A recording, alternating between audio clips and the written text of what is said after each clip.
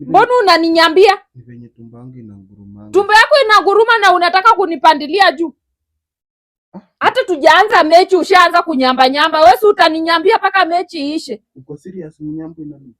Usikika mimi inanuka, umekula nini? Wewe umeshikanisha mayai na maragwe pamoja. Ufanye TV alafu. Ufanye na nani? Kama hiyo tu ni mnyambo. Mimi unataka kunimwagia alafu ndio kinywele yangu yaanze kunuka nuka.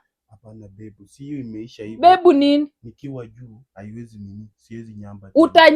Utanyamba. Ukiwa juu utanyamba na mimi sitaki. I swear. Unaswear nini? Kama umeninyambia hata tujaanza ushaanza kunyamba. Hiyo ilitoka tu by mistake. Na hiyo kunyamba yako inanuka vibaya. Mimi sitaki.